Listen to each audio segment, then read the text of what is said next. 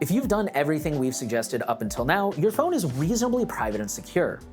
You've reduced the amount of data it's sending back to the manufacturer. You've reduced your attack surface and increased your privacy by removing apps you no longer need. The apps you have kept, you've replaced wherever possible with companies who respect your privacy and take extra measures to secure your data. And honestly, for most people, this is enough.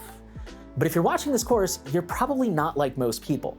Nothing is ever perfect or unhackable, but you're probably wanting to get your phone as close to that as possible. And that's what this video is about. The most effective way to make your phone as private and secure as possible is to use a Google Pixel with Graphene OS installed on it. This is one reason we recommended getting a Pixel in our earlier videos.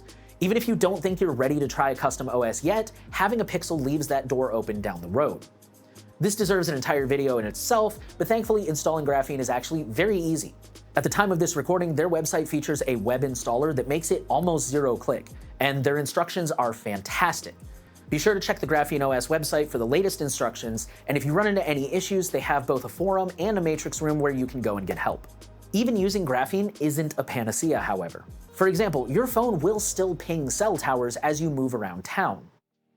This is where you're gonna have to start changing your habits and lifestyle.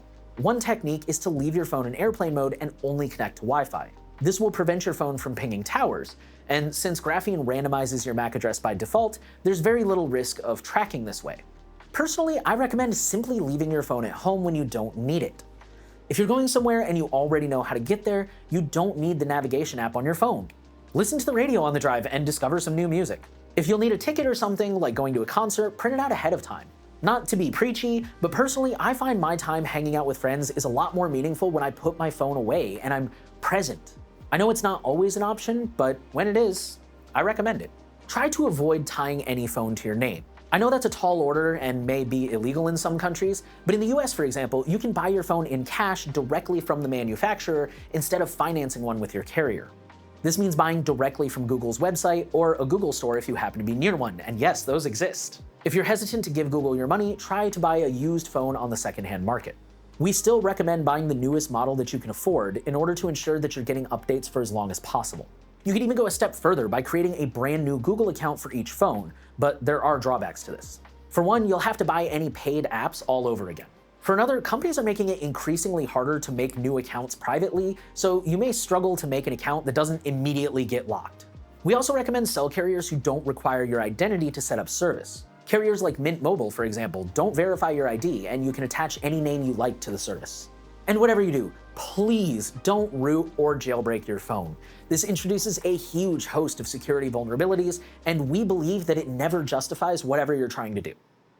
This brings us to the end of our course. Needless to say, this is just the tip of the iceberg. There is no one way to do privacy. Installing Graphene, for example, is just one step. There's a million ways to set up and use your phone, each with various advantages and drawbacks. There's a saying that iron sharpens iron, meaning that when we all learn from each other, we make each other better and everyone grows and learns. In that spirit, we'd highly recommend you get engaged with our community to connect with other privacy enthusiasts who can offer tips, advice, and encouragement. We've only covered the basics of phone privacy. There's still more apps, more strategies, and just more in general. Privacy is more of a journey than a destination, and the goal is simply to be a little bit better each day. Thanks for watching.